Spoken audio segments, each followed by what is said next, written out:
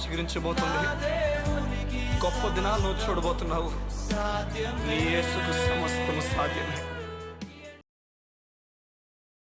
Morning దేవుని ప్రియ కుమారుడా, good morning దేవుని ప్రియ కుమార్తె, special good morning to you. లేఖనాలు చెప్తున్నాయి, ఒక్కడు 1000 మందితో సమానమని. చూడండి, మనం వారితో సమానం కాదు, వీరితో సమానం కాదు, నన్ను ఎవరు పెద్ద పట్టించుకోరు, నాతో ఎవరు లేరు, ఈ లోకపు రీతిలో ఆలోచించే వ్యక్తి ఎప్పుడు కూడా అలాగే మాట్లాడతాడు. దైవమా, నువ్వు లెగాలి, ఉదయం లేచి నీ జీవితాన్ని ఒకసారి చూసుకోవాలి, వాక్య ప్రకారంగా చూసుకోవాలి. వాక్యం నీకేం చెప్తుంది తెలుసా? నీవు ఒక్కడవే కానీ 1000 మందికి ఉన్న బలం నీకు నేను ఇస్తున్నాను చెప్పి వ్యాఖ్యానాలు చెప్తున్నాయి. అంటే ఒకవేళ 1000 మందికి ఎంత బలం ఉందో అని అనుకుంటున్నామో ఆ బలము నీ ఒక్కనికి నజరుని యేసయ్య నామమున ఇవ్వబడుతుంది. సేవలో నేను ఒక్కడే అయిపోయానండి, సేవలు నేను ఒక్కడే చేస్తున్నానండి, లేకపోతే ఉద్యోగంలో ఒక్కడే అయిపోయానండి, ఒక్కడే చేస్తున్నానండి, ఈ మాటలన్నీ కూడా ఈరోజు కొట్టేయాలి. దేవుడు నేను ఒక్కడిని 1000 మందితో సమానంగా చేస్తున్నాడు.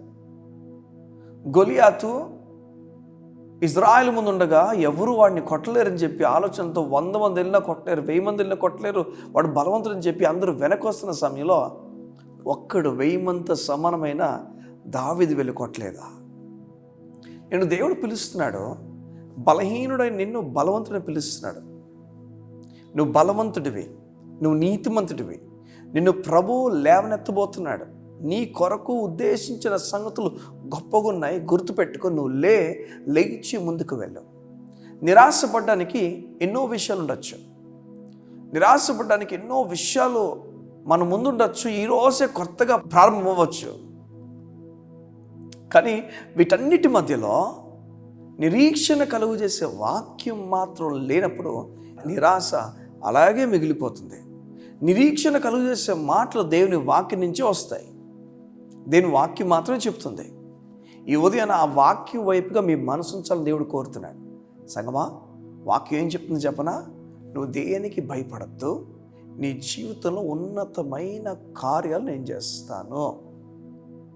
గిద్యోను, నేను మా కుటుంబంలో తక్కువ వ్యక్తిని, మా గోత్రం తక్కువ, మా కుటుంబం తక్కువ, అందులో నేను మా కుటుంబాన్ని దేవుడు ఎంచుకుంటాడా?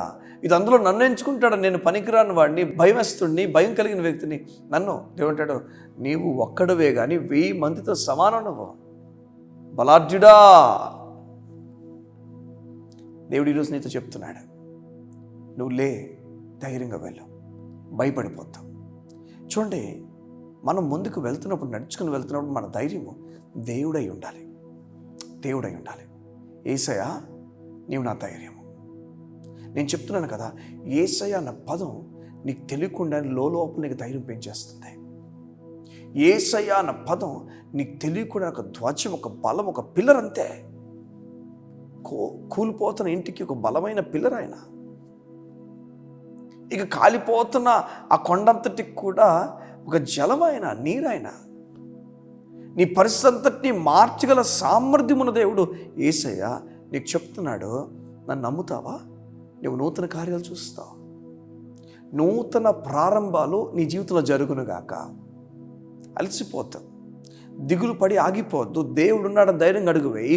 నువ్వు ఒక్కడి 1000 మందితో సమానం దేవుడు చెప్తున్నాడు. చూడండి, దేవుని లేఖనం రాయబడి ఉండకపోతే, దేవుని లేఖనాల్లో లేకపోతే అప్పుడు మీరు సందేహించాలి, భయపడాలి, బాధపడాలి. కానీ దేవుని లేఖనాల్లో రాయబడి ఉంది, చెప్తుంది. దేవుని లేఖనాలు చెప్తున్నాయి, నువ్వు ఒక్కడివి కాదు, 1000 మందితో సమానం. 1000 మందికి ఉన్న బలం నీకు ఇస్తున్నాను. నీ ఒకవేళ నీ ఆలోచన విధానం, లేకపోతే మీ బిడ్డలకు జ్ఞాపశక్తి తక్కువ ఉందేమో, మీకు అనిపిస్తుందేమో బిడ్డలు చాలా తక్కువగా ఆలోచిస్తున్నారు, వారు సరిగా లేరు, వారి విధానం బాలేదని. వారు 1000 మందితో సమానం, గుర్తుపెట్టుకోండి. చుట్టుపక్కల వారందరున్న మాటలు బట్టి మీ బిడ్డలు చూడొద్దు, మీ బిడ్డలను దేవుని బట్టి చూడండి. వీడు ప్రయోజనవంతుడు అవుతున్నాడు, వీడిని దేవుడు వారి తరంలో గొప్పవాడుగా నిలబెట్టబోతున్నాడు.